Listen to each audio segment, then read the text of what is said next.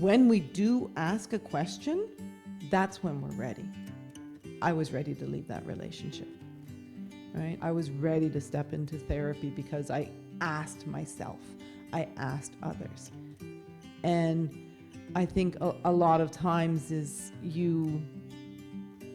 we don't ask. We're afraid of a no. I mean, I've had thousands of no's, but it's the yes, the 1 in a million yes that you get that changes your life.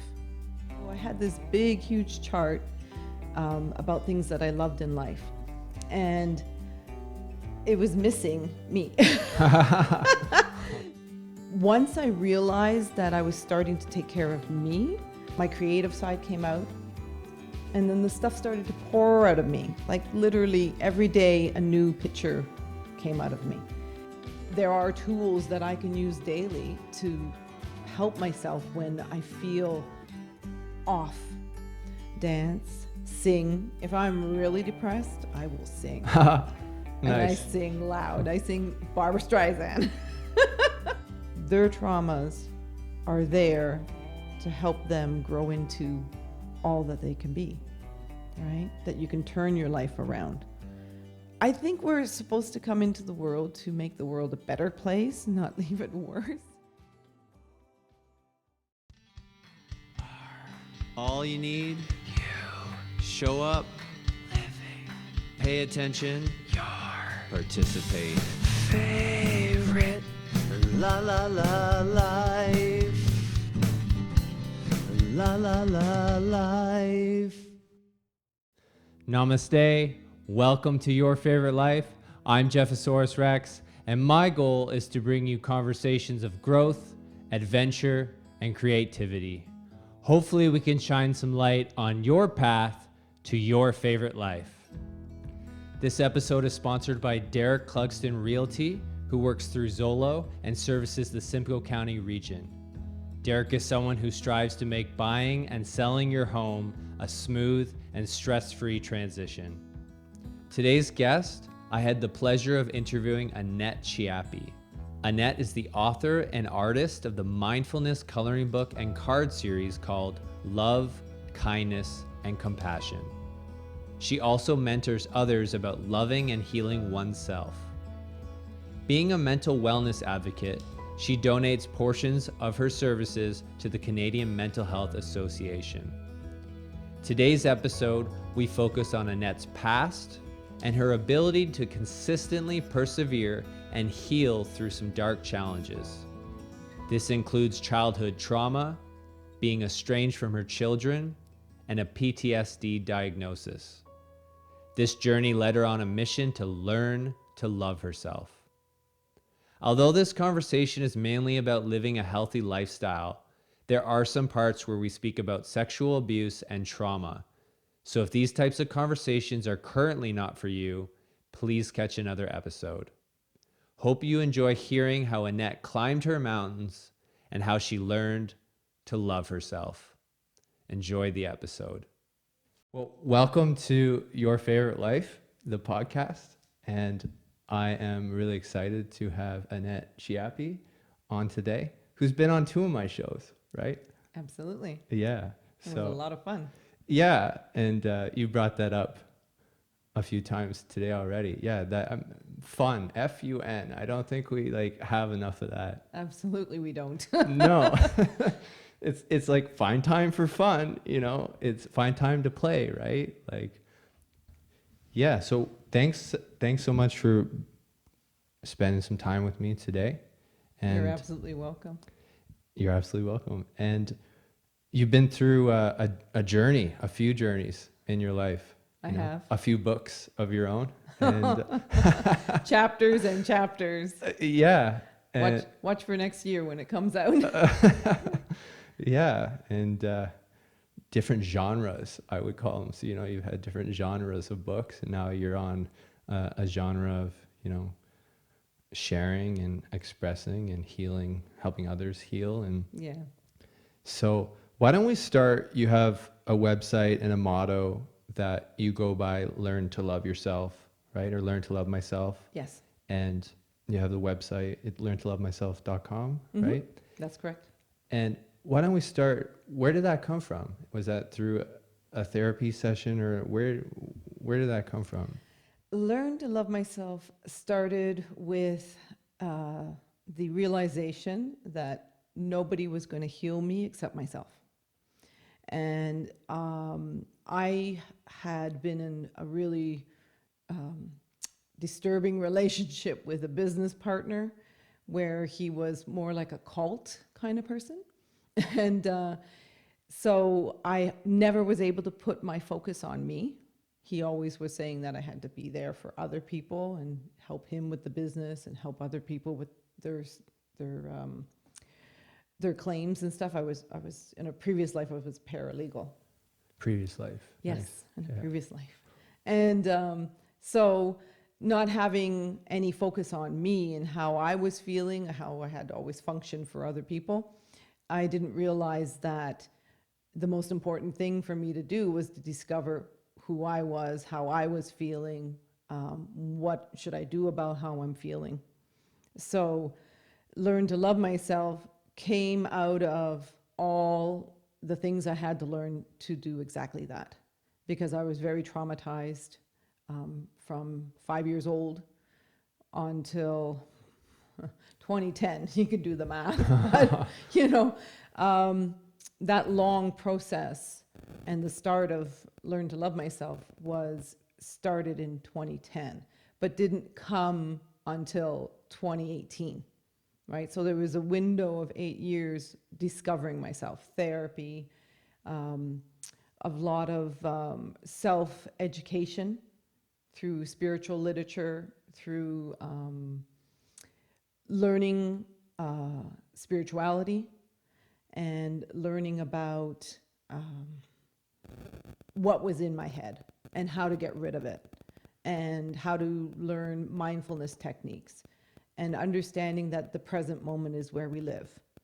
And I was living in the past and in worrying always about the future.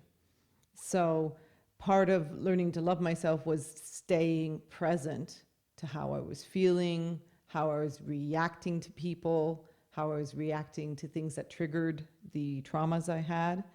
And, once I realized that I was starting to take care of me, then it kind of snowballed where my creative side came out. I started to have a voice. I never had a voice as a child because my parents had raised me to children are to be seen and not heard. And so I was never heard. I never spoke up about anything that was bothering me. And, once I reached 2018 and hit one of the other pinnacles in my life where it was, what do I want to do with the rest of my life? I'm still in this mode of taking care of other people, and it was causing me a lot of anxiety. So I had picked up here and there, I had learned in therapy about what did I love? And I'm like, well, what do I love about myself? So I had this big, huge chart about things that I loved in life. And it was missing me. So I said to myself, well, why am I so held back from doing the things I love to do, right? I knew I loved to dance and sing and be with other people, and I knew I loved to help people because I would hold these little groups with women and we'd talk about issues that were going on in our lives, and we'd do like a question and answer kind of period. And it was really inspiring to get feedback from people about what they were going through. And so I guess once I realized that when you're traumatized from a very young age, you bury bad memories, but you also lose the good stuff. And this is something that I've really stressed upon about people, is to keep exploring who you are and what you're doing with your life, because it comes out. And so what came out of me was these ideas of how I can take messages and put them on t-shirts and have beautiful colorings, because I love to color, and get people to tell their story that way. Well, that didn't materialize because the coloring book people who published these books that I was coloring in didn't respond to my request for copyright, because I wanted to take my art, because when I color, it's not just color in, it's design within the color. So my artwork has life. It really has expression of who I am. And so when they didn't get back to me, I thought, well, I could do this. And then the stuff started to pour out of me. Like literally every day a new picture came out of me. And then I thought, well, how can I get my message of enlightenment about love, kindness, and compassion out to the world, to get my desire, my motivation, my inspiration to people who are struggling with their mental health. And I thought, what a better way to do it would be, if I love to color, if I'm great at doing this, then make coloring books. And that's how the Learn to Love Myself series of love, kindness, and compassion came out, all from my traumas of incest and physical, emotional abuse from my family. And my escape was always to color, dance, sing. Anything that was creative kept me flowing. And it was what made me love myself the most, because I connected loving myself, loving others, and helping the environment by doing small changes in my life. That's a long explanation to how I learned to love myself. Great explanation. Thank you. You're welcome. Yeah, it's great how creativity can move you and move the energy. And I wanted to ask you,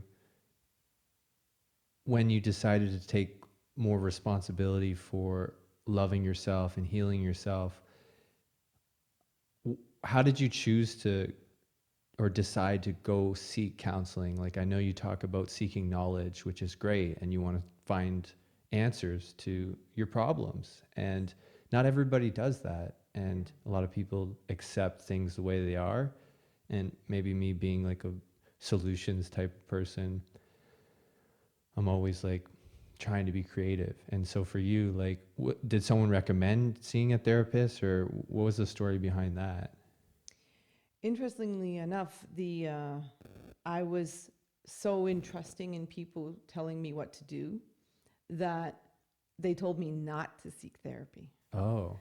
And so the minute I got away from that negative feedback, those suggestions, I knew I had to go into therapy. Like, I had suggested it to people before, and when I got that feedback, no, you don't need it.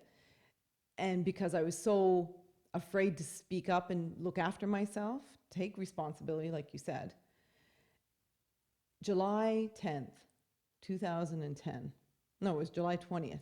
July 20th, 2010, I woke up one morning and I said, I need to take responsibility for my life, live with the fear, because I was very afraid, and live with the consequences.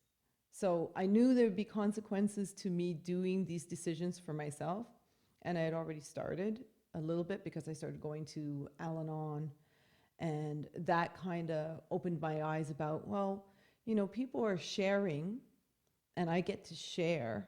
So the minute I left that environment I was in that was so negative, I walked through the doors of Athena, which is the sexual abuse counseling in Barrie here for women.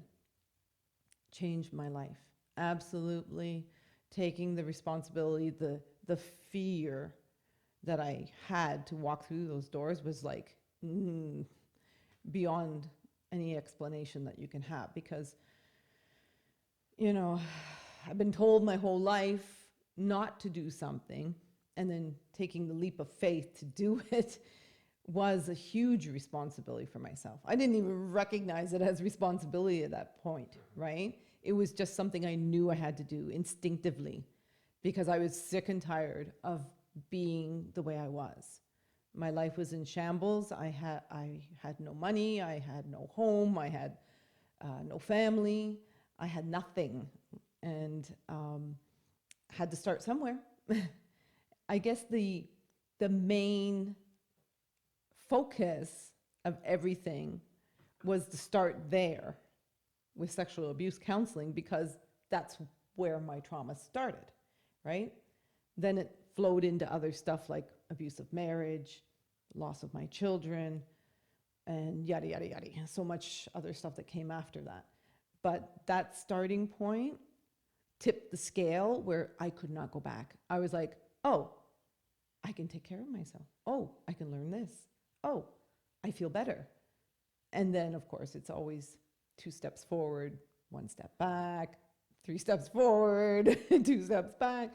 So I went through a very difficult 8 years of learning to love myself. Good for you. Like, you walked through one door. Yes. And you made that decision, I'm going to go through this door at the Al-Anon, and it opened up all these other doors. Yeah. And some of these doors pushed back, like you're saying, although it kept the momentum, and it may have taken 8 years, understandably, for like, I've heard some of your story and from your childhood and growing up. And yeah, that's a lot to unpack and heal. And I think, yeah, we have to remember, like, it's just one decision, you know, you just make one decision talking to one new person, and you never really know where that's going to spider to. And well, it was interesting because I did 2 bouts of therapy at Athena's, because the first 8 months that I went, it was all about getting most of my anger out at the people who held me back. It didn't deal with the deeper issues of anxiety and depression. And so when I went back the second time, that's when it really started to speed up the healing process, because I was now awake to the fact that I'm responsible for me, I'm not responsible for anybody else, and that there are tools that I can use daily to help myself when I feel off, right? And learning to say, it's okay to not be okay. yeah, Right? And I didn't really suffer too much of worrying about what people thought of me, about the stigma of mental illness. My focus was, I just have to start looking after myself, because who else is going to look after me, right? In the end, it came to the realization that I came into the world alone, right? Well, of course, your parents are there when you're born, but you still come into the world alone. And you have to go through life looking after yourself. Yes, people influence you, and society influences us and all this. But realizing that school, educational system, doesn't prepare you for trauma. It doesn't teach you to learn to love yourself. It doesn't teach you what to do with abusive parents and abusive brothers.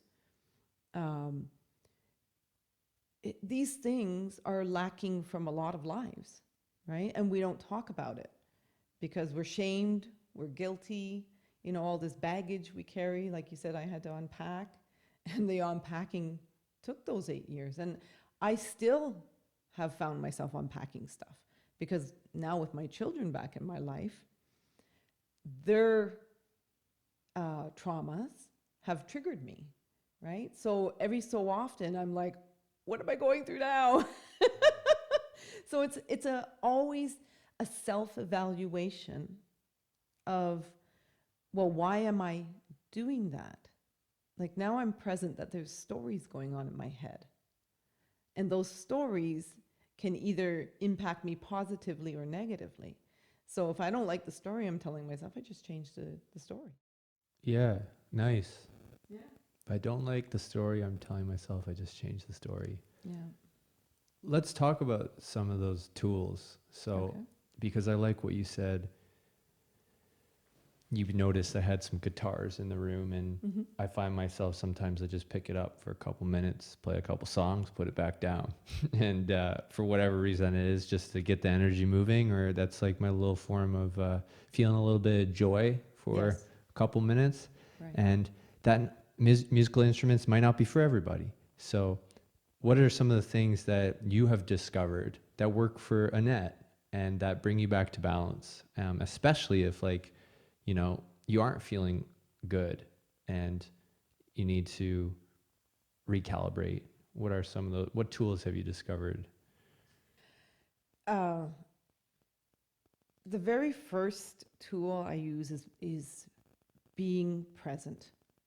Okay, so I know now that if I'm not present, like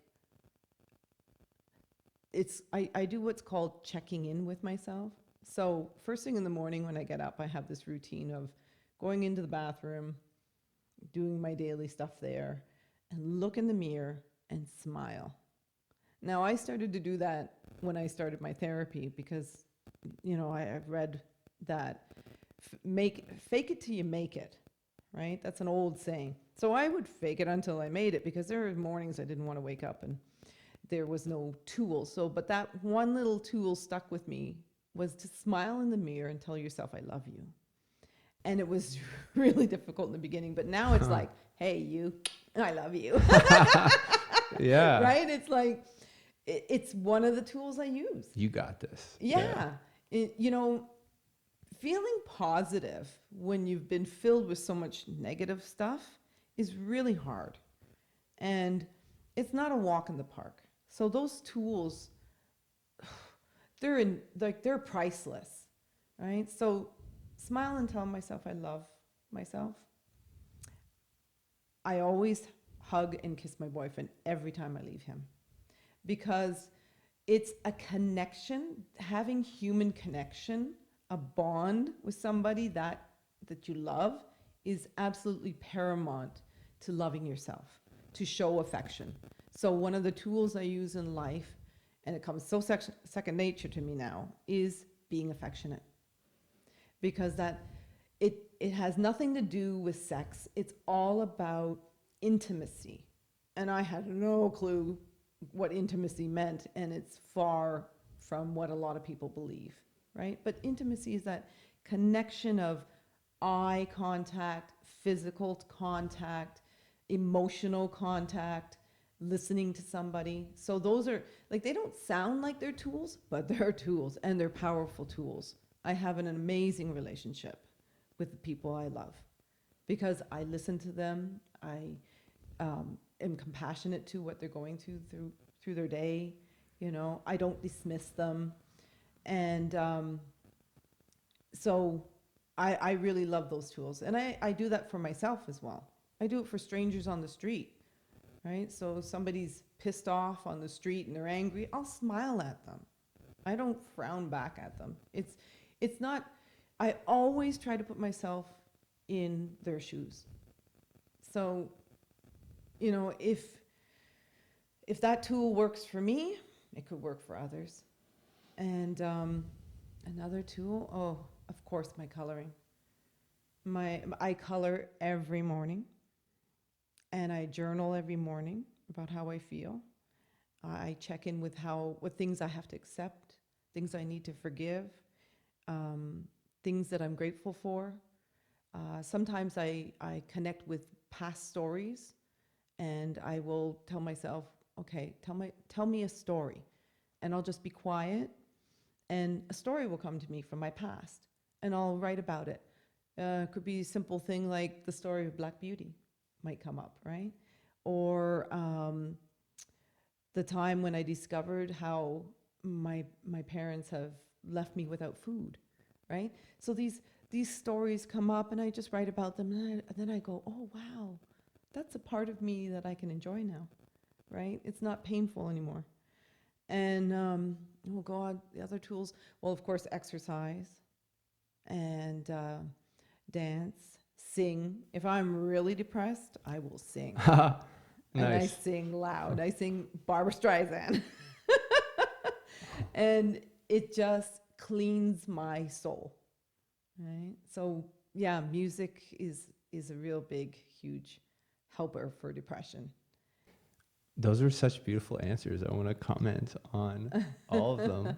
Yeah, like you talked about intimacy, and even just like having this conversation where we're like both very present and focused. Yes. It's like this is a form of intimacy, like being understood, Yes. being validated, being listened to. It's like it's a form of intimacy. And then you've got the intimacy of like being affectionate with touching. And like we used to have a girl living with us from Brazil when my dad came home from the hospital, and she was helping us. And when everything shut down, and she'd be like, Canadians, and I can't touch people, like, because like, you know, being, you used to live in Argentina. I totally like, relate because my kids are going through that. yeah, so they're like, they're Argentinian, I guess, or they grew up in Argentina. My son is Argentinian.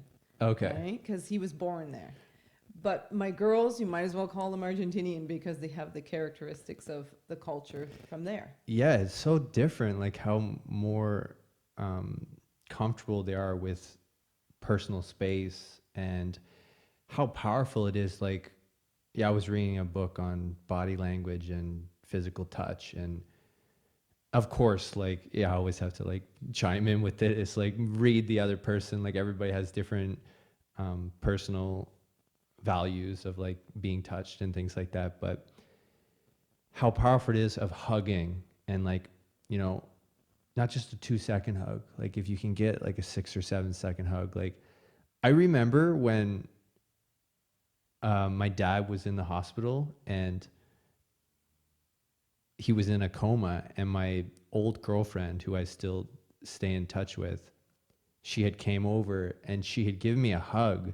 And like I was trying to be like strong, right? I had to be. And like, but she gave me a hug, and it must have been like a minute hug. It was like, and I wasn't expecting like that long of a hug, but it was like, wow, like you're like, you know, and I'd done things like that for her in the past. Yes. So it was a nice like role reversal.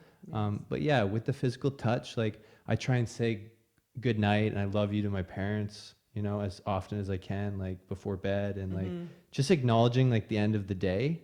And also what you talked about with journaling and past memories and gratitude. I did that last night. Like before I went to bed, I just read a page of my old journal. So I actually didn't write anything, but I sometimes, for me, there's something about reflection, and I'm totally into like the present moment. Yes. There's something powerful about gratitude and reflection. Is like, I just read a journal page about when I went snowboarding in the wintertime. I hadn't been snowboarding for a few years, and I was like, you know, I had so much fun that day. And like, as I just thought about that, it was just like, you know, Yes. and then I was right before bed, and I was like, all right, I'm gonna sleep well tonight. Like, and yeah, it's like, don't get caught living in the past too much, but utilize that tool to, because it is part of you. And it's part of our story of like acknowledging, yeah, you decided to go have some fun, and you decided to spend quality of time with a friend and get exercise. And so I'm glad you found all those tools. Well, part of the telling the stories, my past stories to myself, are housekeeping. Housekeeping. Yeah. Chores. So yes, it's like cleaning out stuff from the attic, right? Nice And metaphor. and then, yeah. like you said, reflection. So like the story of the time when my parents left me with my cousins without any food. Like I didn't eat for 24 hours. That left a huge impact on me, and it coming out of me and journaling about it kind of made me appreciate the fact that what was like, I kind of felt like, what was the big deal about it? There are people all over the world that go days without food. And here I've let that traumatize me. Why? And so now with the self-awareness I have, it's like, okay, that's just something that happened to me, and let it go, right? Focus on how you can help other people instead of keep reliving the past about something that harmed you in the past when you were a kid. But that took a lot of practice to be able to, you know, let go. You know, the saying of get over it, right? It's get through it, right? and be gentle with yourself. So, Is that yeah. is that the best way to let go? Is to get through it and be gentle with yourself, is what you say? Is that like the best Yeah. advice to? Yeah. The being gentle with yourself is the realization of it, I was very hard on myself because of the things that happened to me, right? I expected perfectionism and control everything. That's what traumatized people do. They try to control everything because they don't want something bad to happen to them. So I suffered hugely from the fight, flight, or freeze, right? And different triggers would make me do different things, right? Some things I would run away from, other things I would freeze, and other things I would fight. So letting go is it's really difficult to let go of old conceived beliefs, right? To believe that you have to run away every time somebody's confrontational with you, instead of standing your ground and just going, oh, okay, yeah, is that so? I hate you. Oh, okay.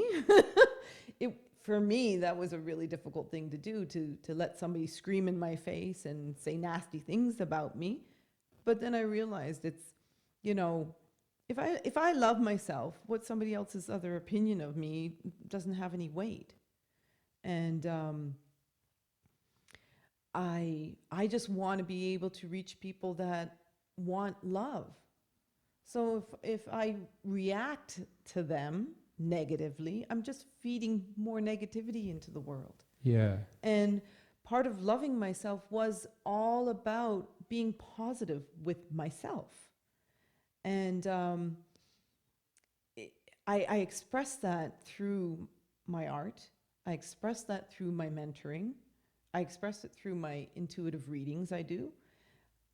Everything I do comes from love, kindness, and compassion, hence the name of my books. However, I'm not all love, kindness, and compassion. I've hurt people. I'm the first person to admit how badly I've hurt people, and it's part of the stories that were in me that damaged me. They come up, right? They come up, and you react to somebody who's angry, you react to somebody who said something nasty to you, and if you're not present, you come out with the same kind of feedback. But I'm learning, and I'm growing, and I'm changing, and the better I get at it, at being more loving and kind and compassionate to everyone and myself, that's the hardest part, is always to remember first, oh, I hurt somebody. Now I have to be compassionate with myself that I've hurt somebody. And that's not easy, right? It's not excusing your behavior. It's more of a self-reflection of, I forgot my tools. Yeah. It's that simple. I forgot to remember who I am and what I've been through. And I forgot to be compassionate with other people, that they also have gone through hell and back, and you don't know when it's going to happen. Yeah, it's like a muscle. It's something that you have to, with your chores and cleaning out the attic constantly. Yeah. And the attic will get spider webs. You clean it out, and it's gonna get webs, and you gotta, otherwise there's gonna be some tarantulas in there or something, right? Yeah. And they crawl out. yeah. There you go. And you gotta feed them in a sense, or keep them happy, right? And Yeah. so it's a muscle of like being able to, if somebody's angry at you, it's a muscle that you have to train, of your beliefs and your old instinctual habits, to be able to stand your ground, like you're saying, and relax and be mindful. And I played a lot of hockey growing up, and I never played to the degree where, like, after the game, the coach would be showing you videotapes of yourself and the mistakes you made. Yes. Right? That's really helpful when you're like a professional hockey player or professional sports athlete and you're watching tapes of yourself. Oh, wow, I didn't realize that that's how I skate, or I need to pass the puck more, you know. And we don't have that in our lives where someone's filmed us all day. And that's why it's so important to have tools like journaling to help with self-awareness, to check in. And we have to take responsibility to do it ourselves, because it's like, yeah, when we're in school growing up, we got all these teachers looking after us and doing their best. Once you're past that and you become an adult, it's like you are at the top of your to-do list. And that comes first. Even if you got kids, I don't have kids, but in my opinion, like, even if it's 5 minutes in the morning, and you'll love this because you know the book, The Secret. It might have been the movie, but that I got this from. But the first thing I'd like to do in the morning, and I don't do it every day, but I do it quite often, is you just turn, and before you even get out of your bed, you just go, the camera can see my legs. It's like, thank you. That's how you start the day. It's just thank you. And it's nice. like, you know, you're grateful that your body works and that you woke up, and like, you know, and so it's little chores like that. I slip off of my tools, you know, a lot when I'm stressed, and that's normal. Like I have this routine of, you know, try to get exercise in every day, and I'll switch it up. But I love yoga and the mindful and meditation. So when I get too far from not doing that frequently, I really can feel the stories playing in my head. And the stress factors, like, you know, getting invites to do podcasts and new clients, and my children need me for this, that, or another, or, you know, the family has an illness, whatever the stressor could be. At least now I know that it's stress and not something from the past. It's a present stressor, right? And I can get back on track quite fast. Right? And there was something I wanted to mention that you were talking about. It's gone. It'll resurface if it's meant to be. In our talks. Yeah, it's the more you work that muscle, someone said that about doing cold water swimming or sensational swimming. You know, it doesn't matter how long you've gone in the cold water. If you've been doing it for 10 years, and yeah, sure, your body adapts a little bit. It's used to it.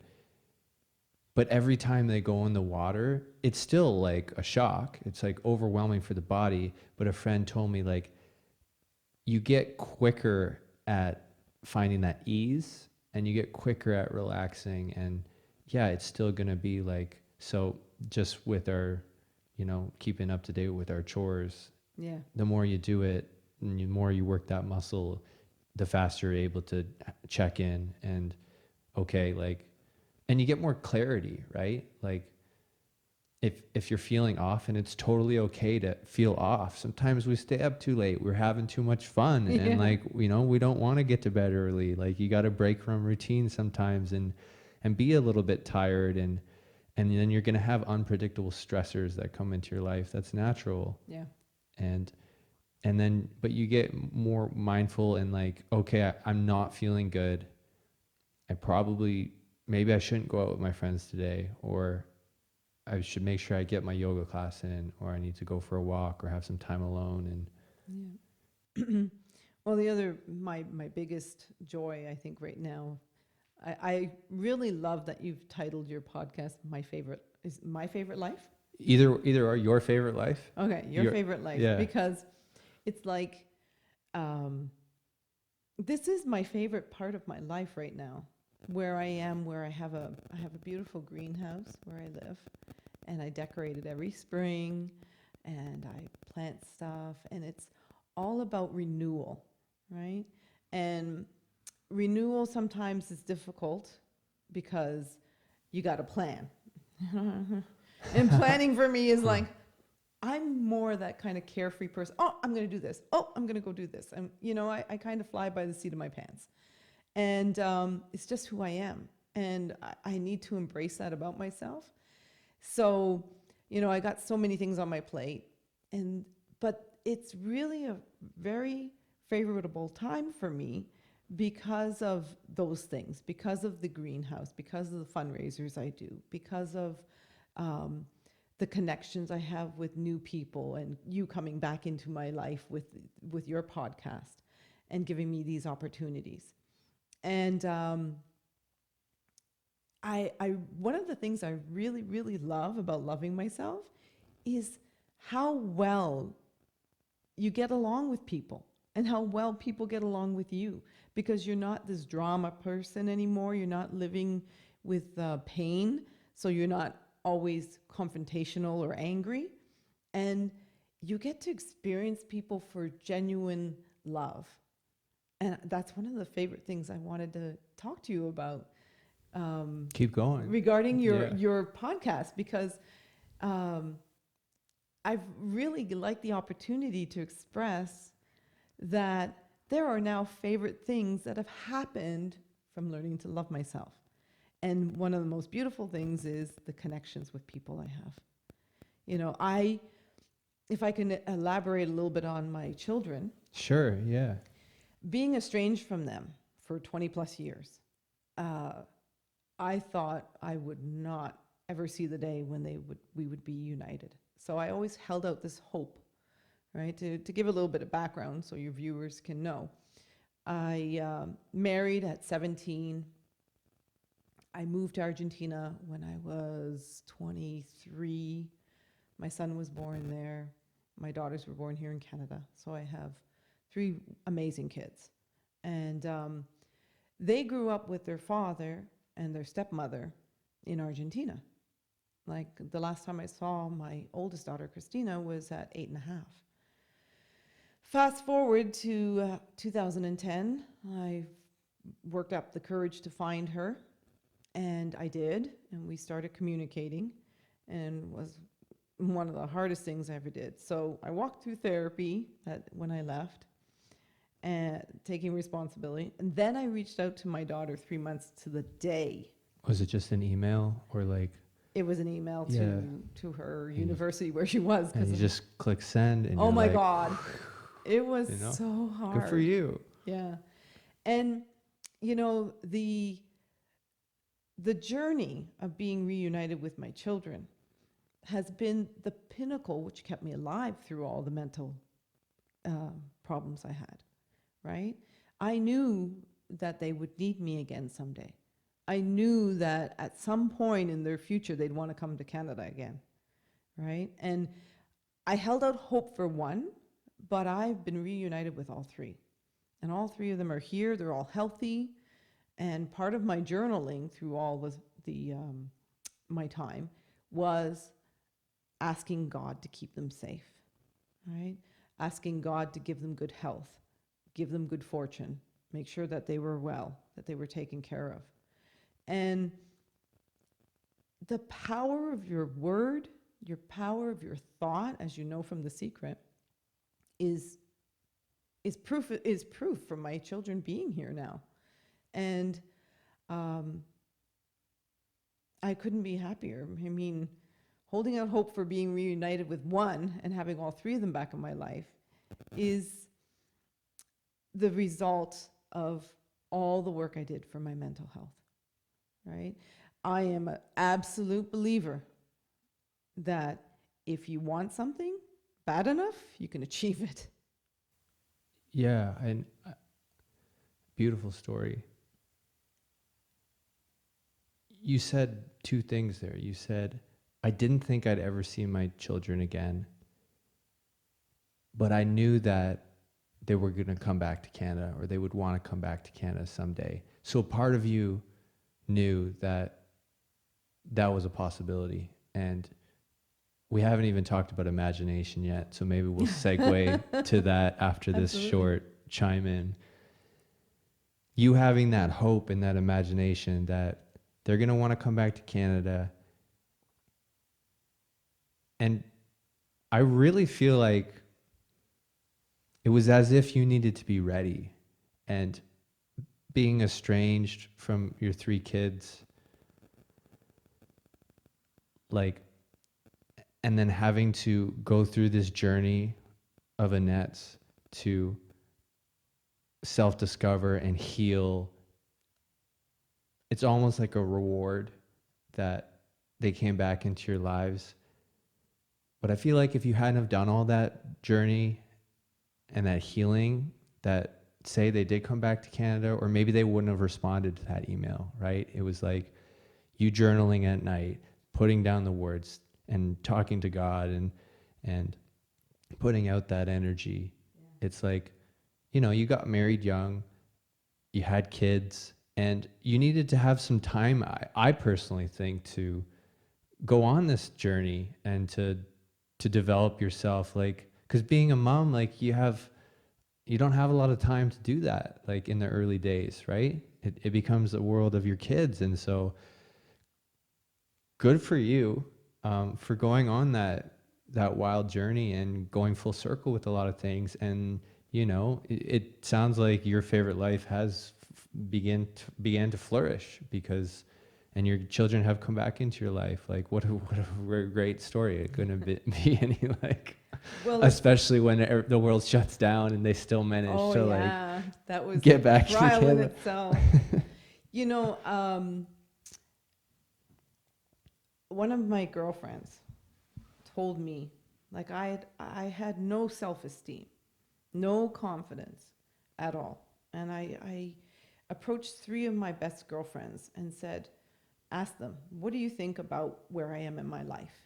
And I said, please be brutally honest. Asking for help. Good job. And a lot of us don't do that. Yeah.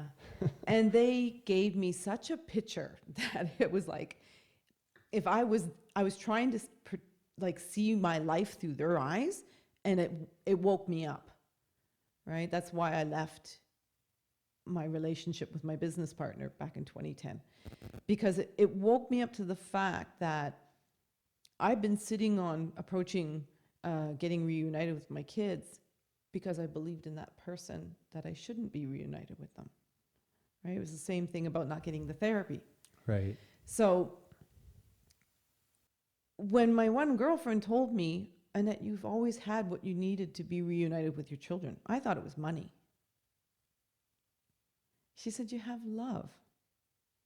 And it was like my heart just overflowed with joy, because that gave me the courage to reach out to Christina and send that message to be reunited. And I know as a fact what you've just expressed about I had to be ready. You're 100% correct on that, because how messed up I was when my children came back and told me how messed up their father was.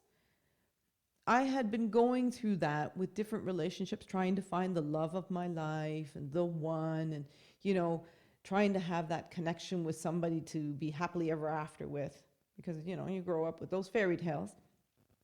And I knew that if my children came back into my life while I was so mentally ill, that they would just turn around and get back on the plane and go back to Argentina because they'd already been through hell and back with their father. And I didn't want them to meet a woman that was broken, ill, controlling, not able to listen to their needs. There was no way I was going to be that person. And I knew I had to change everything I didn't like about myself. The things I hated, the things I didn't know, the things that were holding me back. Once I realized that I had to literally get rid of the old Annette and become my authentic self, my children, they were like knocking on the door. Like that transformation, you know, the first time I videoed with my daughter, you know, was incredible.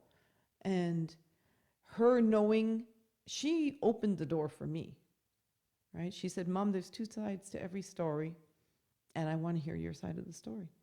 And I must have jumped 5 feet in the air when I read her email, because that was my in. And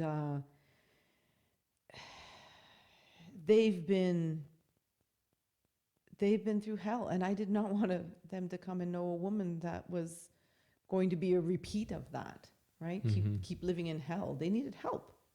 and I wanted to be there for them. They needed their mother. That was probably it. Yeah. It could be just as simple as that, right? And it wasn't easy. Yeah, that's for sure. Never is. No. and then I had to go through the whole thing of not seeing them as 2.5, Oh, wow. Yeah. 5.5, 8.5 when I left them. And that was quite the transition for me, right? Because I had this vision when I left them, missed all those years of them growing up, and then to have them all back in my life as adults. And I tried to still see them and function with them as kids, like birthday parties and things like that. Loot bags. Oh, wait a minute. They have their own thoughts. Yeah. Oh, no, I can't control that. Yeah. So, but it's been very educational to learn about 3 human beings and let me focus on their needs instead of my own when it came to being in a relationship with them. It's beautiful. It's like, you don't walk into somebody's home and tell them how to live their life. It's the same with my children. Yep. I'm so happy that they've come back into your life. Yeah. Can you speak about imagination? You told a story on my old show, Mo Mondays, called Imagination Is. And you told a story about how you were able to bring to life this magical horse called Black Beauty that helped you in your young years. Yeah. And it's a beautiful story. If anyone wants to look at it online, I'll put a link in the description.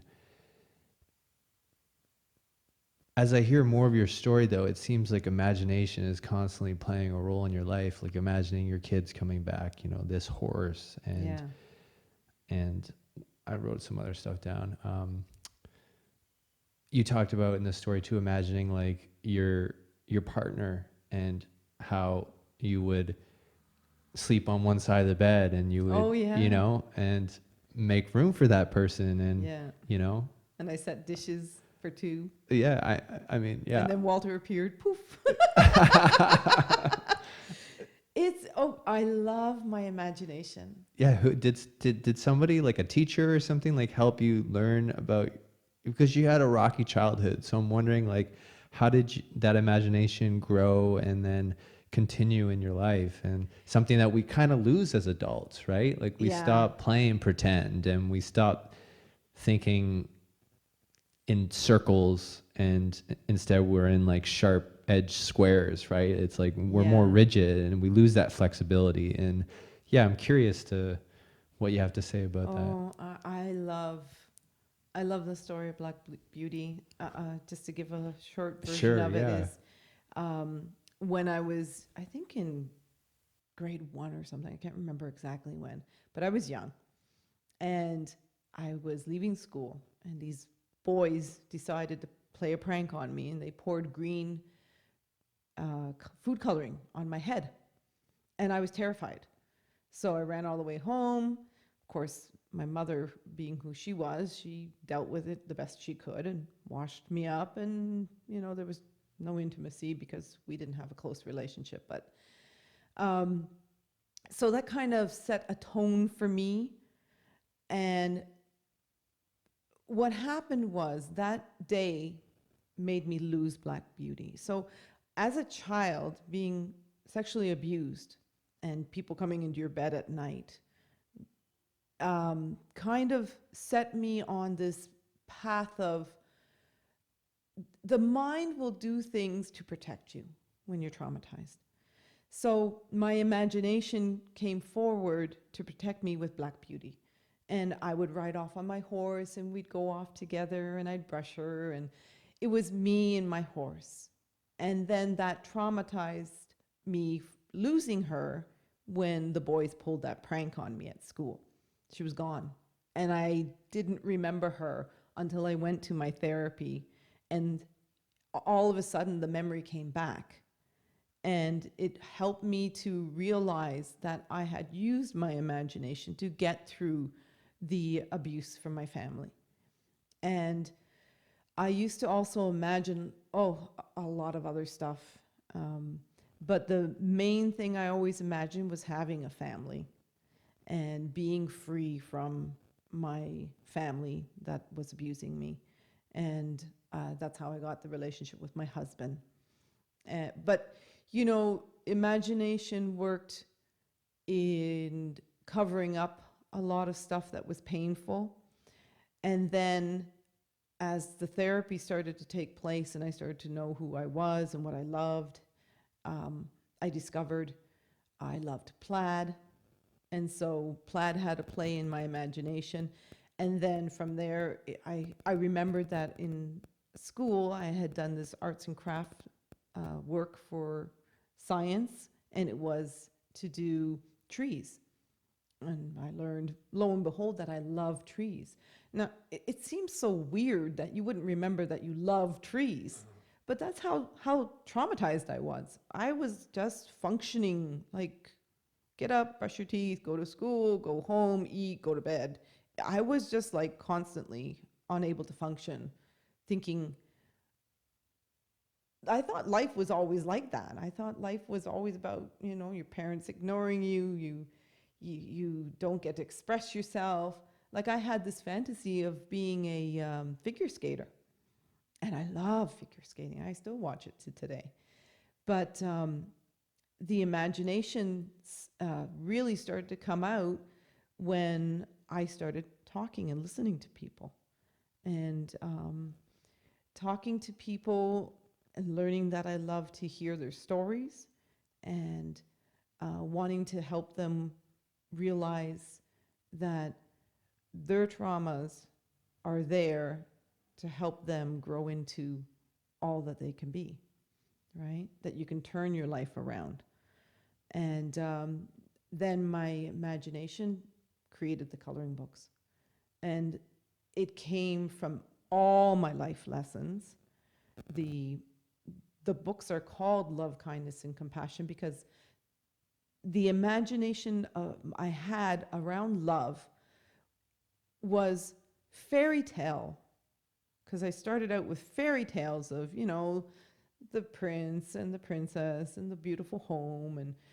And then it went into romance novels as a teenager. And then it took a wicked twist into horror books. I love Stephen King. If anyone's ever had influence on me about creativity, it's Stephen King. Even though he's a horror writer, his mind is very warped, but in a sense of, how did he even come up with that kind of stuff, right? So developing the coloring books stem from all those experiences of imagining the perfect partner. I have all my journals from when I left Argentina. October 26, 1996 was my first journal entry. I have books, I have a library of my journals. Wow. That's how much I've journaled. And the imagination and just the writing. And then I went back to school to get my grade 12 because I dropped out of school when I was in grade 10. And my mother's voice was always in the back of my head, don't drop out of school, don't marry young. Of course, I never listened. And where was I going with that? Just going back and doing proud things like getting my grade 12 at the age of, 46, 45? That took imagination. And my teachers, my English teacher, I kept all my journaling that I did for my English classes. I got A+ on. And she says, Annette, you should go and take up English writing. Keep up your writing. And I'm like, what I really want to teach is love. And then you should do that. So I teach love through my art. I teach love through my chats, through my readings. And for me, love is all about imagination, right? I imagine, just like John Lennon did, living in a world full of peace. I really believe humanity can live in peace without war.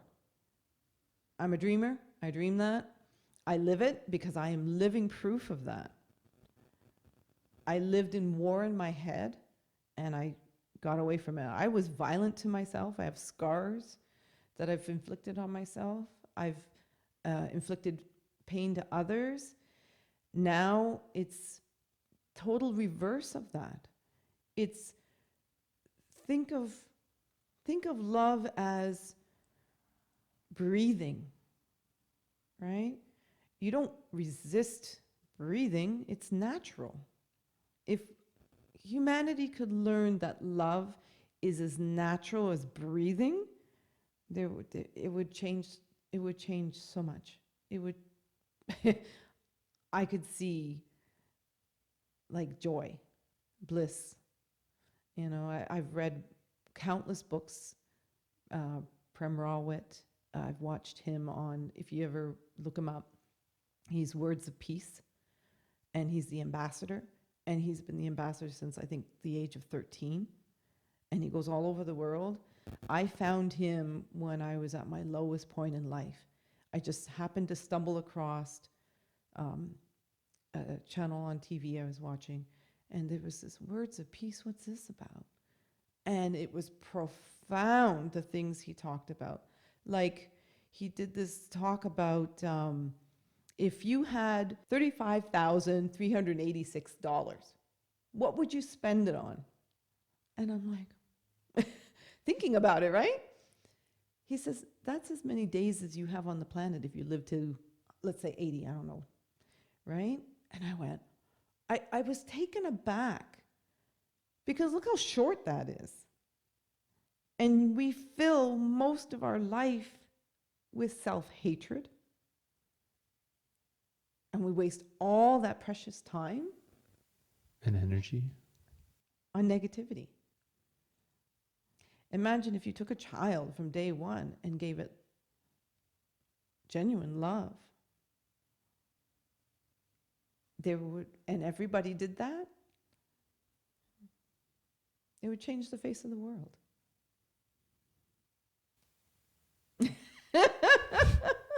That's me, a dreamer. Yeah, I'm glad I asked you that question. Yeah, that's my real big imagination. My biggest imagination is a community where everybody lives there for minimal rent, because what happened to me was a girlfriend took me in, several girlfriends took me in, and gave me shelter for barely minimum money. And if it wasn't for them, I wouldn't be sitting here today. I would have committed suicide. And their traumas helped me get on my feet, because they'd been through similar experiences. And from their kindness that I was able to create these books. I've dedicated my books to each of my friends who have made a difference to my life. And I hold them dear forever, whether they're in my life or not now, right? That doesn't change. I still love them. I'll always love them. And I had this wonderful opportunity of, on the Mental Health Warriors, which I'm a part of. They're trying to remove the stigma of mental health issues and the feelings around that. And he gave me the ability to have the podcast to myself, just to talk to what would I like to say to my abusers. And he did it off the top. Like, he did not tell me he was going to do this. And I was like, but I was able, because I'd done all the forgiveness and everything for them, I was able to tell them I love them. Right? And not hold any resentment against them. I read a book like that where this female and male, a guy from Australia and a girl from Calgary, they were news reporters or journalists, and they went to Somalia, and they ended up getting kidnapped and held hostage, and asked the Canadian government and Australian government, I guess, like for a certain amount of money to release them. And she ended up being held captive for over a year, and she came back to Canada. And I think I saw a similar thing like that. It was on TV, and she said, what would you have to say to your people who were holding you captive? And, you know, some of them were like 13 years old, like in Somalia, and they were just, that was his job, is to keep an eye on this woman, and you know, so he could get paid to feed his family probably. And she said the same thing. She said, I forgive you. And, you know, sometimes some days are harder than others, but I forgive you. And so same thing, when I was on a mountain in Nepal, climbed to the top of this mountain, got to the top, around a fire, having a great time. It's like, I felt like I was in a movie. So my imagination is coming into play. And, you know, we all hiked this mountain together. It was a beautiful moment. I'm in a movie, and I'm at the highest of highs. And I got a message from my sister that my dad had this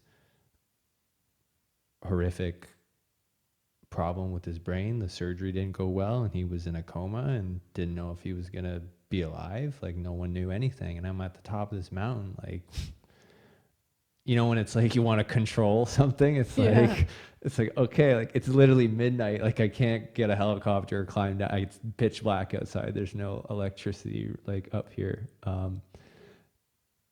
Although they had like Wi-Fi, so there was some sort of connector.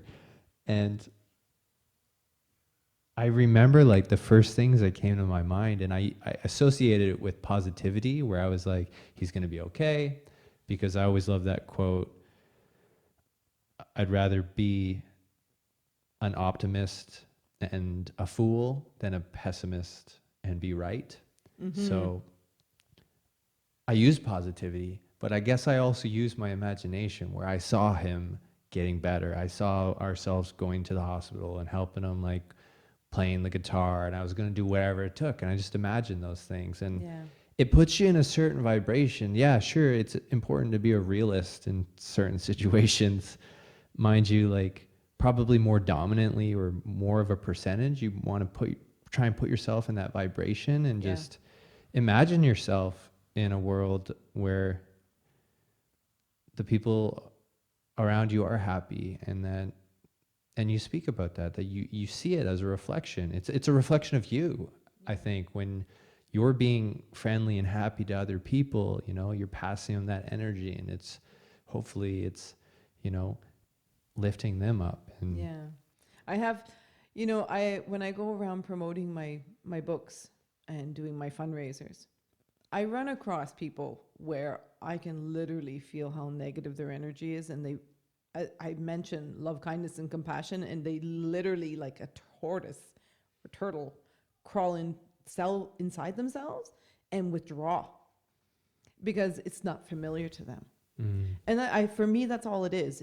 Like you talk about energy, huge about studying chakras and energies and, you know, vibrations. We're made of energy. So why would people not feel, you know, I feel what I put out. So that's why I'm always, if I go into somebody's home, I leave love, right? So if you go into somebody's home and you're leaving hatred, it takes a lot of your own energy to be able to repel that. And I think we're supposed to come into the world to make the world a better place, not leave it worse. So if we can imagine, so it's just so perfect, the name of John Lennon's song, Imagine. Great word, great song. Yeah. If we can all imagine. Imagine, we'll say it one more time. Good word. The best for ourselves, right? It took all my imagination to get better, right? I imagined... like singing Barbra Streisand, like you said, you had to sing as loud and as passionately as you can. It took all of your singing power, and just keep going. And it took all of your imagination. Yeah. As a kid, you know, struggling with all the stuff that was going on in my home and the stuff that wasn't going on in my home. To go into that imagination of singing, dancing, imagining having a beautiful marriage and all that, kept me going through the day, right? You know, it's, children, I always encourage children to use their imagination. Like my daughters, when talking with them, my younger daughter, Ashley, she's like, Mom, I don't know what I want to do with my life.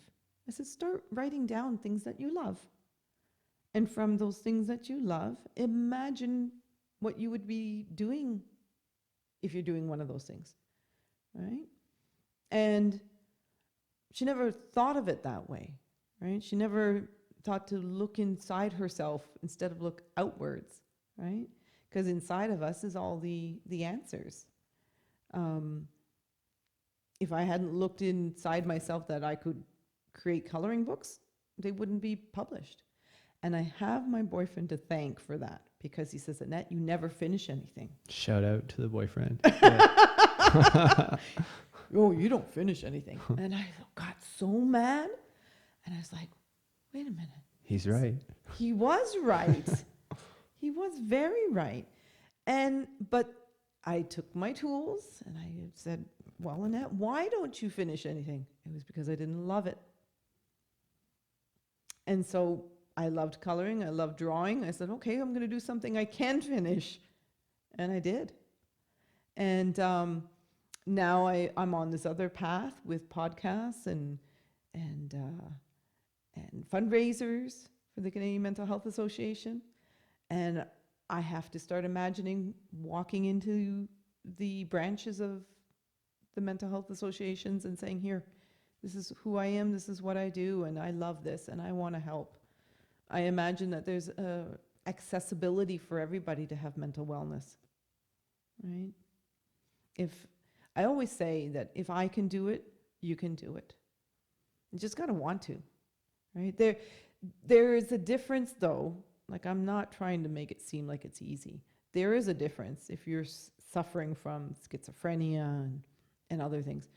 But I've sat down with people that have schizophrenia, and I'm having a conversation just like you and I are having, and they're no different than you or I.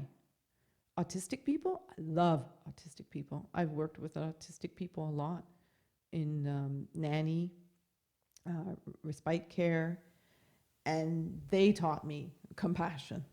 Trust me, you got to have a lot of compassion when somebody's screaming at you and pulling on you and they can't express themselves the way society thinks they should express themselves, right? So if it was for me, I would change a lot to do with the educational system. And we need to teach love. Yep, 4th period, love class. Yep. Yeah, I actually was going to ask you the question, what advice you would give to somebody to see hope for the future who didn't necessarily have children, that was kind of your legs of the table and like your hope that helped you, you use your imagination that they would come back one day. So some people like maybe don't, and I've heard that before when someone had a child, their whole life turned around. And so someone who like doesn't have a child, and I think you kind of answered it. You said like, use your imagination. Is like, ask yourself what you love or what you used to love. Yeah. And at that point, if you still can't figure it out, ask for feedback or ask for help. You have to make a change. Yeah. And you have to do something different and then open a new door, and that door will lead you to another door. And maybe you'll have to go backwards through both doors and go through a new one, but you have to keep using your imagination. And I'm sorry, I kind of answered that for you. But no, I was going to say that's a hard question, but it's actually not, because talking with my daughter, Ashley, she doesn't have children. Right? I don't know if she has even plans for having children, but there is always something that will motivate us. And I learned reading A New Earth. Are you familiar with that? Yeah, Eckhart Tolle. Yeah. That there are people on the planet that are here just to be stagnant, like kind of, where they neither go back or forward in their lives. They just are there. And they serve the purpose of also teaching us something, right? And I didn't want to believe that. But it's true. It is true. I've met people that are just fine. Like somebody asked me the other day, how does that person live like that? I don't understand. Why do they do that? And I'm like, they choose to. And that's okay. Maybe it keeps a balance. I think it does. Yeah. It's They're not harming anybody. It's like a neutral position. Yeah. Do you spend time? I got a question. Because I think we're... I love your energy. You're such a cool person, and you're so ambitious with taking on new challenges. And, even today, like everything you've been through, and you're like, you still obviously have some nerves, it sounds like going into like these new mental wellness avenues. And all you do is just, I have to imagine myself walking in there. And I do that too. It's like, I've traveled all around the world, and like, I got a job one time where I had to carry trays of soup. Oh my God. And I was like, I don't think I can do that. Like, I need to practice that before I just show up and I'm on the job. It was like a spontaneous gig. Yeah. And I was like, Jeff, you traveled by yourself all around Europe and you can't carry some soup trays? Like, I was so afraid I might drop them on someone, right? Right. But you have to just put yourself in the future and see yourself doing it. And athletes talk about that all the time. They always say the same thing. I saw myself winning. I saw myself crossing that finish line ever since I was a kid. And that it's good to have things to look forward to. It's good to be in the present moment, focus on the breathing and the sounds around you and slow down. It's good to reflect with gratitude, use your journals and say I love you to your partners and your friends. And it's also good to imagine, that's future and imagine. Those words would be friends, right? And I was going to ask you, do you spend time with horses? And what's your story with, like, if a horse was such a big player in your imagination growing up, like... I have horses down the road. Interesting question, because I have always done a life boards, I like to call them. People do vision boards. I call them life boards, or I don't know, give it whatever name you want. But I take out clippings and I post them on, and then I envision, using my imagination, having those things. They never show up exactly as, like, I have a picture of a 1967 red convertible Mustang. But you know how I ended up with my Mustang? My boyfriend, shout out to the boyfriend again, has a Mustang. Okay, and it's gray. And I'm like, oh, okay, I do have a Mustang. Inadvertently. Close enough. But am I going to reject that or accept that? Yeah. So of course I accept it because I love it, and I got a great partner to go with it. So the horses, for me, are a symbol of beauty and strength. And whether I'm riding one, visiting one, like they're just down the road from me, because that, of course, is, I've always wanted to own my own horse. That was on my vision board. But I don't own one. But I have friends that own them, and I have people down the road that own them, and I visit them. And that is enough for me at this time, right?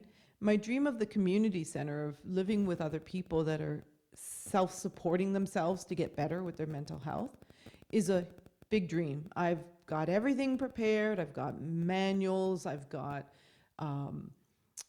ideas. I've got the resources of the people who could put it together.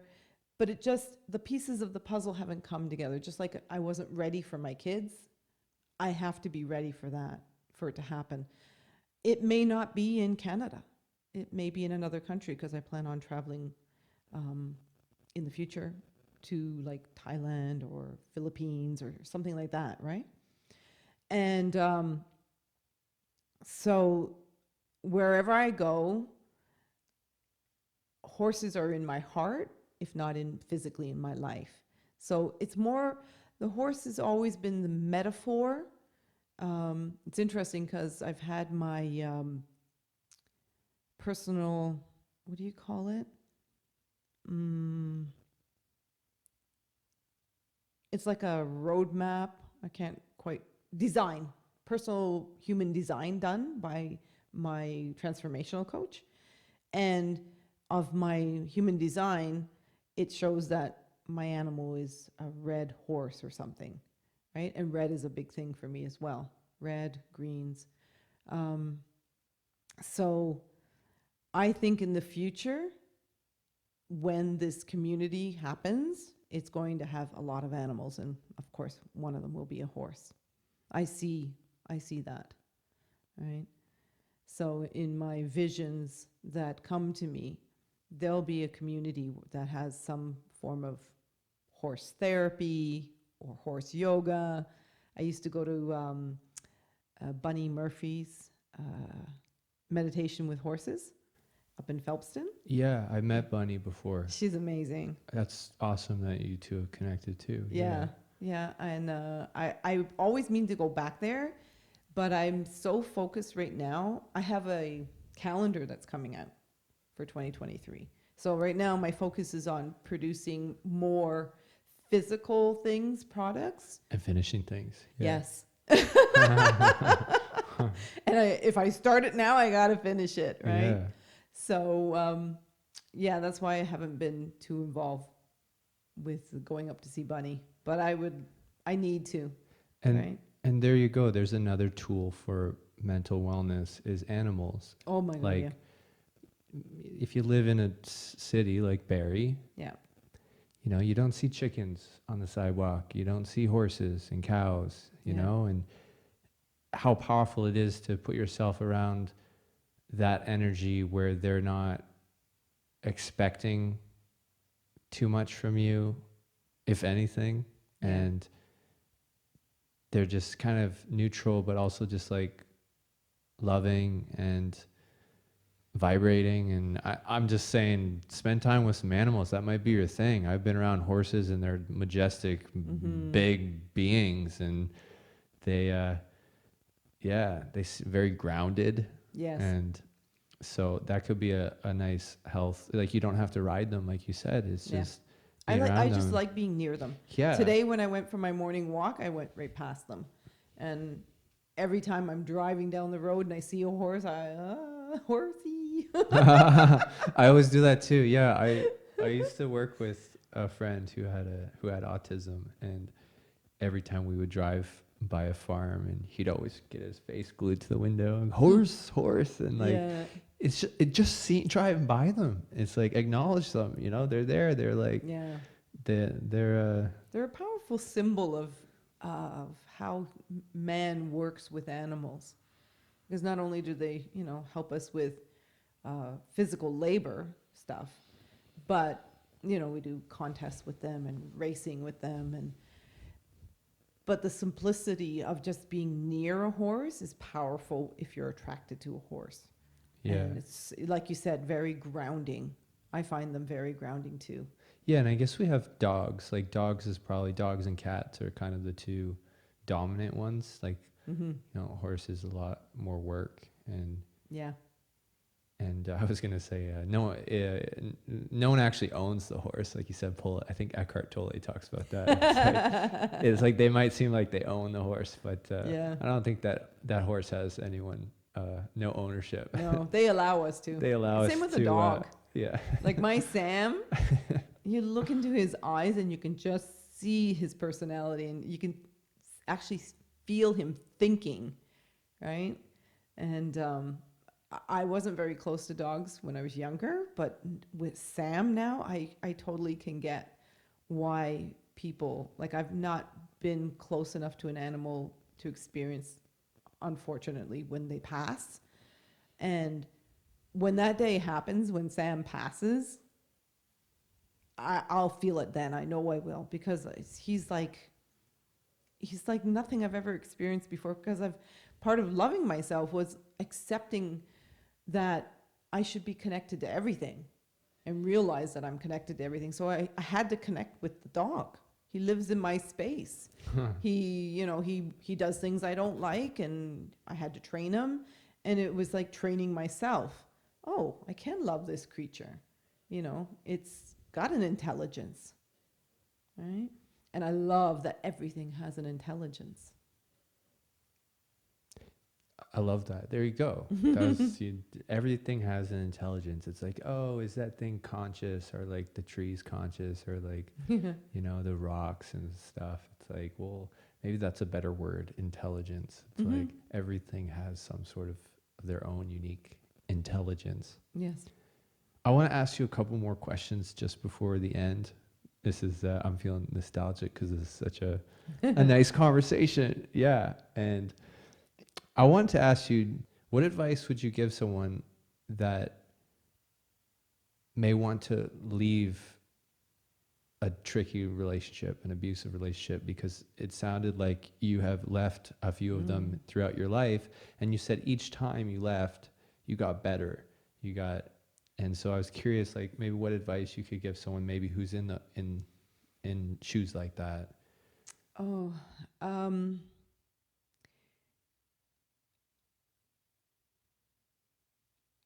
when you realize that you're unhappy and you're honest with yourself that you're unhappy, and you felt that you've done everything in your power to make it work, you have to step back and realize it's not about them. It's about something inside of you. I didn't realize in the beginning that I was going into every relationship with the baggage of the past, and that I was trying to control the person I was with. So if you're with somebody that you can't accept them 100%, all their flaws, good, bad, or ugly, that's about you, right? So you have to make the decision whether to stick it out and live with that or not. And for me, I'll give the example of the relationship I had prior to Walter. It was that he was so depressed, his depression, like, you're a mirror of one another, right? I was depressed, he was depressed. When you initially meet, that euphoria of falling in love is there. But once reality sets in and you're doing your day-to-day life and you're spending all your time together, you start to see there's things you don't like about that person. And I didn't know it then, but I was faced with somebody who was more depressed than me, because I was already working on myself. I was already 4 years into learning to love myself. I thought I had it. I was ready for a relationship. I should have waited. But it taught me something incredibly important, was that to accept somebody in your life, to be a partner with, you got to have all your, to say kindly, your shit together. Know that you're not going to try and control them, and that if you can't deal with how they treat you, and you got to be, I was very conscious of the fact that violence was going to start.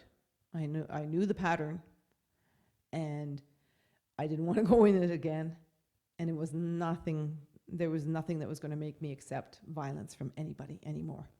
I'd been there, done that, bought the t-shirt. And the best advice you should do is go inside yourself and ask yourself, am I capable of living the rest of my life like this? And my answer was no, right? And when I tried to go back, it was too late because I had severed. I didn't leave to intentionally leave forever. I wanted to go fix myself, and that's exactly what I told him. But his baggage that he brought into the relationship he wasn't able to wait for me to get better. He had to go on to his next experience with the next person. And all of these things were lessons I had to learn. So that's it in a nutshell. If you can't be with somebody that you can accept, say they smoke or drink, maybe they're not faithful. It could be something as silly as they don't make the bed in the morning. If you're getting angry over trivial things, you can learn to live with those. But there are major things that you cannot accept in a relationship. And for me, violence was the biggest one, right? And neglecting your children, right? You have to be attentive to children's needs. Excellent. Thank you. You're welcome. Great answer. And always asking for help too. If you can't figure it out, then know there are resources or even feedback, asking for help and feedback. You said you did that with your friend. You said you tried to see yourself in someone else's eyes, and asking for a little honest feedback and being ready for that feedback. It's hard to be criticized, or I don't like that word because it has this negative connotation to it. I like feedback is better. It's just to acknowledge your flaws and acknowledge where you need to put a little bit more energy into to grow. And go ahead. Oh, I was going to say you keep going back to being ready, and it's funny, we really don't know until it happens that we're ready, because I didn't know I was ready to get that feedback until I asked for it. And I think that's the biggest thing to recognize about yourself, is when we do ask a question, that's when we're ready, right? I was ready to ask my ex-boyfriend, should we do this for the child? And this is how we can do it. What do you think? And the feedback was 100% negative. I was ready to leave that relationship, right? I was ready to hear my girlfriend's feedbacks. I was ready to step into therapy because I asked myself. I asked others. And I think a lot of times we don't ask. I think a lot of times is we're afraid of rejection. We're afraid of a no. I mean, I've had thousands of no's, but it's the yes, the 1 in a million yes that you get, that changes your life. Absolute power of yes. Oh my God. It's no's are they're just tiny. Like the yes is the one that has. Yeah. And of course the biggest thing underneath all of that is feeling the fear and doing it anyway. That's a great book. That book taught me. Oh, it's a book. It is an amazing book. I'm trying to think of the author. I can't right off the top of my head. But Susan Jeffers, I think her name is. Feel the fear and do it anyways. Life changing. Yeah. And I teach that with my self-love mentoring. And I love it. I teach it to myself daily. Because, I got to remember, I'm out of balance. Okay, what area of my life is out of balance? Yeah. Great.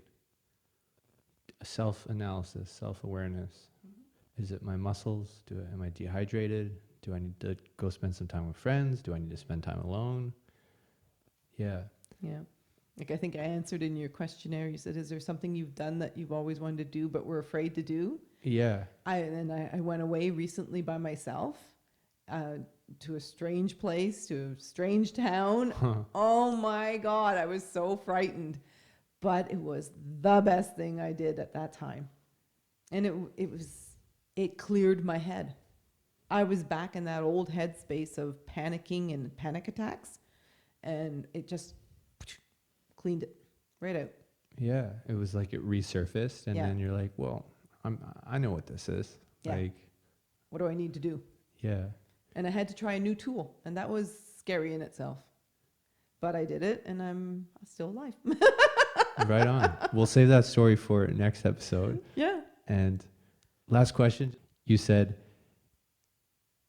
loving is like breathing. Yeah. I told a story that was called giving is like breathing. Mm-hmm. So very similar. And I got that when I was in Nepal, because I would smile and I would always get a smile back. Yeah. And so, which you don't always get that here. And no judgment. It's like, they don't have to smile back at you, but it seemed noticeable. Are you referring to my time in Argentina? Yeah, just you said that you noticed that people would give when they didn't have a lot. And I'm just curious what any little story from living in Argentina for 3 years and Oh, well, a lot of that was around not being able to speak Spanish. Because when I went there, I was not very fluent in Spanish. And the people were so accommodating. Like, I would go there. My mother-in-law was insistent that I do everything on my own, because if she were to help me, I would never learn. And going to the grocery store and trying to buy something, they were so patient, and they gave, I had no, like it was tough times. We had barely any money. So they give you a tab, right? A running, so you buy your meat, your groceries, and you walk away with like $50 worth of groceries, and you just keep accumulating, and you go back and pay a little bit. But the kindness of doing that when you have, 3 kids to feed, that left an impression to me. That kind of kindness was something I'd never experienced before. So that always sticks out in my mind. awesome. Mm-hmm. Yeah, it's giving is so powerful, and Yes. helping other people and helps you. And you said that too about your doing your coloring books. Actually, great segue, because let's pull out your coloring books before we shut down. Doing your coloring books, which was something, a mental wellness tool that helped you, helped other people. Yeah. So, yeah, I actually brought my coloring books and a few of my cards to show people. And I would love to share with people, or I hope that didn't cut out, what I'm currently doing. yeah, go ahead. Yeah. So, And then we can talk about how people can contact you, and maybe some of your services and what you're. Yeah. Yeah. so this is love. Which way do I hold it? Here? Yeah, I can. This is the first one, volume 1. This was what started it all. And what they have is, these are my drawings. And then on each page, it has I call them enlightened life messages. So they're from my heart and from my experience. And there's stories behind each of them, right? So I do some self-therapy artwork with people. They come and they sit with me in the greenhouse, and we color. And then we talk about the pages here. I have a girlfriend of mine. She did a little Zen room for herself, and she colored one of the pages and she framed it. And I asked her, I said, well, what's the meaning behind this picture for you? Why did it resonate with you? And she shared that with me, brought me to tears.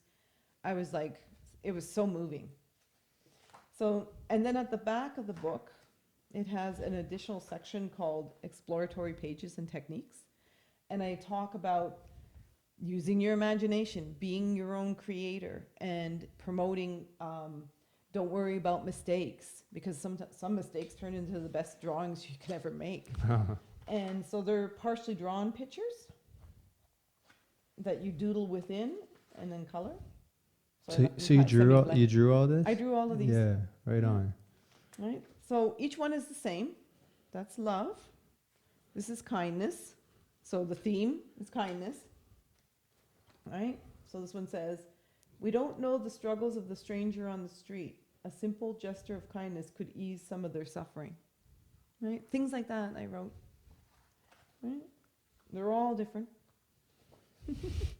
Beautiful. Thank you. This is compassion.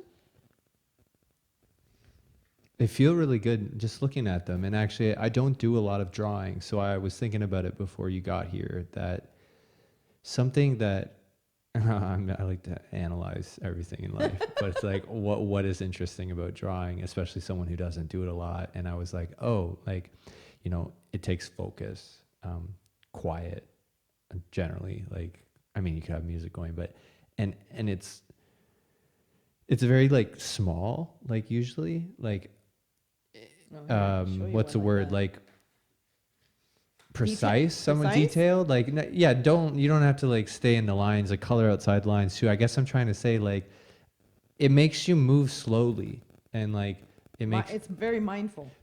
Yeah. Whereas, like, you know, when I go play hockey, you know, I'm moving my whole body, I'm running really fast, like there's a lot going on. But when you're doing like a yoga class, or you're doing some drawing, it's like you have this it's like you're looking through a microscope kind of, and you're slowing things down. And I think that's like this one. Look at this one. Yeah, there you go. Like, and so to put your mind into something like that is very helpful, to slow down in a world that's so busy. Yeah. So it's almost like time stops for me when I'm drawing. When I'm coloring, I think more, but it's more of I'm watching the stories in my head, and I'm saying, oh, that one doesn't need attention, this one does.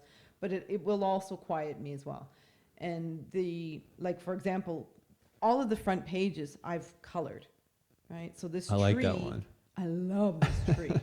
And I am very much an autumn person. So trees in autumn really make me happy. This one is the youth edition. So what happened is, when I was selling the adult ones, people said, well, do you have something more simplistic for children? Yeah. And because the messages in the adult ones are quite deep. Yeah. So I wanted to make it more simplified. Here, look at my doggy. Isn't he cute? Wow. I love these pictures. I am so funny because I love my own work. I am so passionate about it. Like this one, being grateful feels wonderful. And it's very childlike. Yeah. Right? Adults can color them too. But I had so many clients ask me, oh, I need something for my child. And so the youth edition came out last November. So why don't you just share how people can contact you, and you speak about clients, and what kind of other services do you offer, and what's the best way people can reach out if they want to? You can reach me on my webpage at www.learntolovemyself.ca. My Gmail is the same. And I'm on Facebook, Twitter, Instagram. And, you know, I do, my favorite thing to do is sit down with people and mentor them on self-love, self-care, self-reflection, anything to do with the self. Like your question today about what kind of advice I'd give somebody about getting out of a dysfunctional relationship. It takes work to get there. It's not as simple as just saying, oh, I'm just going to decide. Because there's so much before that that's happening with you that you have to get to and clear up to know, to get to the point where I'm leaving this relationship.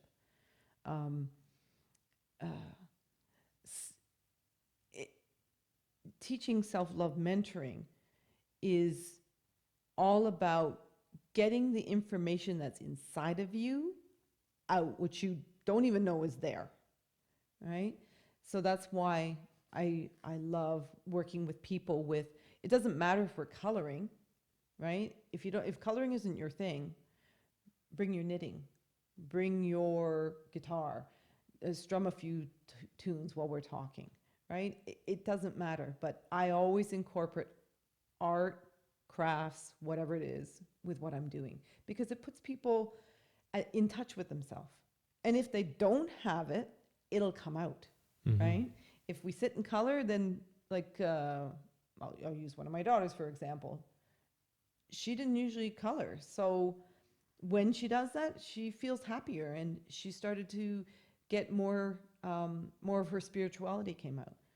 And I'm a believer of stools, like the 3-tier stools. You got to have mind, body, and soul connected when you're doing healing. And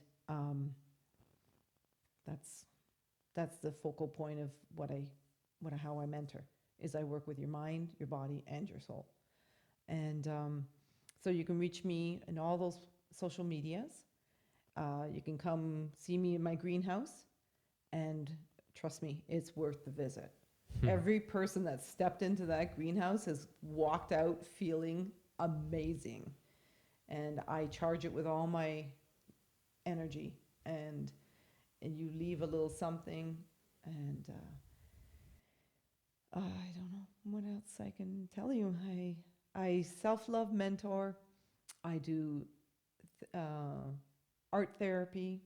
I do energy chakra dance, which is about helping women align their bodies with their sensual side, which clears up negative energy that you've had trapped in you from sexual abuse. I've done it to myself. I clear my energy when I go out dancing around people, because their energy is around you as well. Right. So I know how to manipulate my own energy to make me safe. And a lot of women out there are walking around feeling unsafe because of their abuse. And we need to clear that energy, right? You can be safe in other public places, and doing energy chakra dance is one of the ways to do it. I do what's called intuitive self-love readings. So if you want an example of it, I can show you today, or I can just explain it. Basically, I have several books that are spiritual readings, or spiritual cards, like oracle cards. And I let a person choose the book they have that are laid out, or they can bring their own book. And it's all self-guided. When I do what's called like I guess you call it psychic reading, it's not a psychic reading. It's an intuitive reading. So you're leading it. The book is chosen by them. I channel my loving energy into it. They randomly pick a page, and then I read it to them. And then what happens is they reflect on what I've read, and then I give them a reflection of how it's been applied in my life, and then we open a conversation of where they want to go with that reflection. Question, answer, question, answer. It's amazing. I love it. Yeah, you got to love what you do. Yeah. Beautiful. Okay. Annette Chiappe, learntolovemyself.ca, Yep. who offers many different self-love techniques. Yes. I'm definitely going to look more into that for some people in my circle, because I think, yeah, it's unique. And I just want to say thanks so much for being on the show. This was really easy and fun. And so remember, find your tool, whether it's coloring, singing, dancing. Dancing's a big one.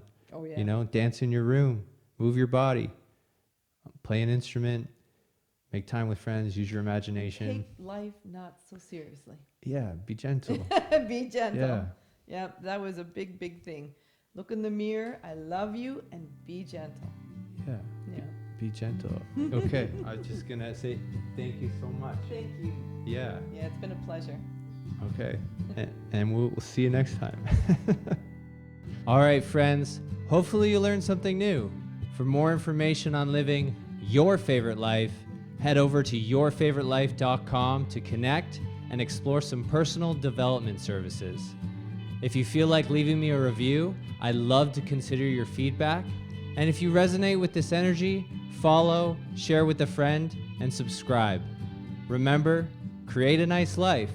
Be kind, be curious, and be creative. Catch you on the flip side.